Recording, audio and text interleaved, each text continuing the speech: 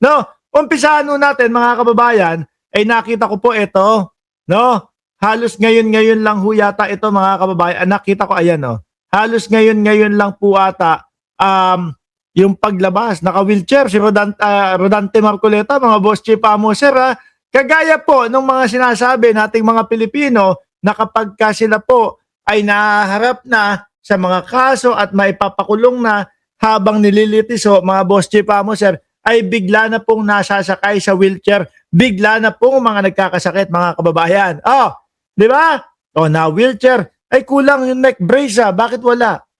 Kasi nung dati ho, mga kababayan, yung mga politiko talagang kapag ka bago makulong, with matching neck brace pa ho. Di ba, mga bossing? Ito, tingnan nyo. Si Rodante Marcoleta, mga boss. Oh.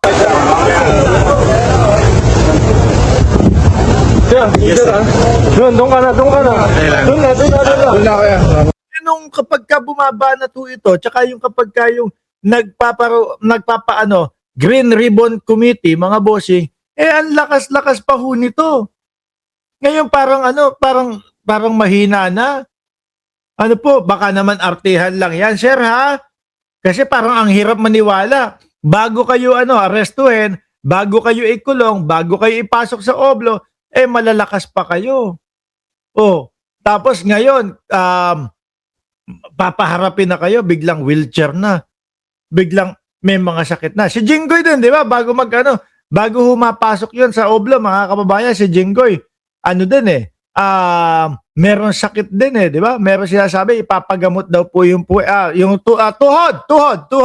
Ipapagamot daw po yung tuhod, mga kababayan. Pero, parang, yung mga ganyang galawan at ganyang kilusan ho, buko na, bistado na ng mamamayang Pilipino, yung ganyan. Lalo ho mga boss chief amo sir, lalo po mga kababayan, kapag ka nakita natin yung kalalabas lang po na balita as in ngayon lang po, 6 na minuto, siguro 10 minuto pa lang po ang nakakalipas mga kababayan na wala naman daw pong sakit si Rodante Marcoleta. Wala naman daw pong sakit si Rodante Marcoleta. Ano sabi ng Daily Tribune? Just in, the UP PGH informed that the Sandigan Bayan 3rd Division that Senator Rodante Marcoleta does not have pneumonia based on its medical examination. Tanggalin nyo na yan, sir. No? Wala naman nakakahawa. At tsaka hindi na patok yan, hindi na uubra yan sa sambayan ng Pilipino. Di ba, Ma'am Chris Rose? Hindi na uubra yan. Kasi po, yung mga politiko, ginagamit na matagal na panahon na po yung ganyang estilo. Yung tipong kapag ka nahuli na aresto, bigla na lang pong magkakasakit. O tapos, ngayon nakakahiya yan Nakakahiya, di ba? Arte-arte ka ng ganyan. Kunyari may sakit, kunyari mahina ka. Tapos biglang ibabalita ng Daily Tribune na ang sabi daw ng UP, PGH, walang pneumonia. Itong si Rodante Marcoleta. Sabi ni Juby Arguelles, nagdahilan lang ang hayop na Marcoleta. Nako, wala na ho yan mga bossing. Anyway, alisin ko na ho ito mga kababayan. Bahala sila, no? Harapin na lang nila. Kasi total nandiyan na naman no? Siguro ang habol ni Rodante Marcoleta ho, mga bossing, ay hospital arrest. No? Kasi sa loob ho ng kulungan, mga kababayan, kapag ka doon medyo mainit, no? Kapag ka sa ospital ho, kung madami silang pera, makakatagal sila diyan, naka-aircon, naka-AC.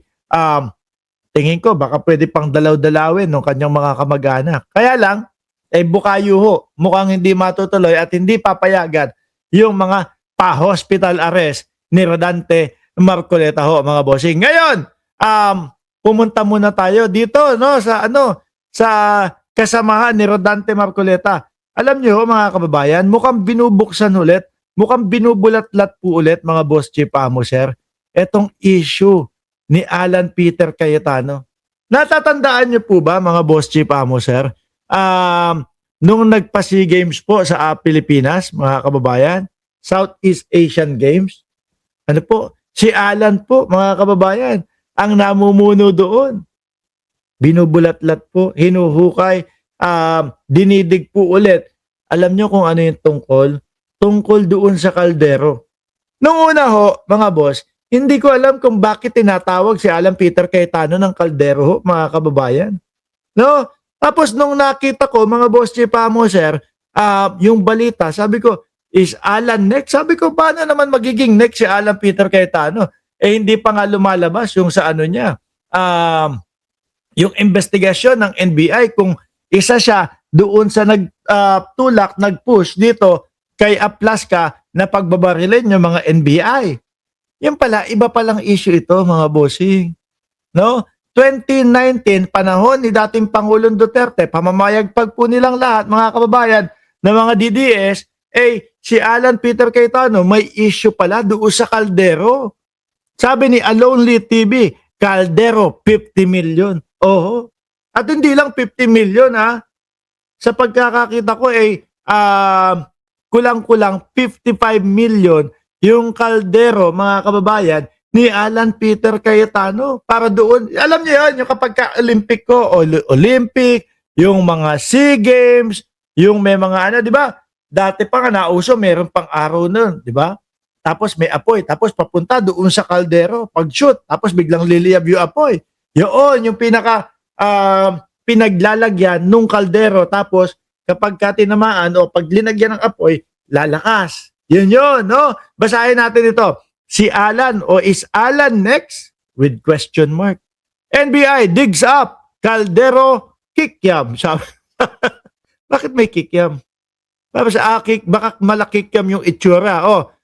Of all the billion peso scandal gathering dust, no? The NBI suddenly reached back to 2019 and pulled out the SEA Games. The political baby Alan Peter Cayetano once carried around like a trophy. Curious, the Bureau has revived scrutiny over the alleged irregularities involving the new Clark City Sports Complex, billions in reportedly unliquidated funds, a claim 10 billion no-bid payment, the cauldron, the kikiam, naturally. Ano po ang itsura nung sinasabing kaldero, mga kababayan? Ito, kinuha ko po yung litrato Do, ngayon, tingnan natin. Ito po ba, mga boss Chipamo, sir, ay mukhang nagkakahalaga ng 55 million po. Ayan.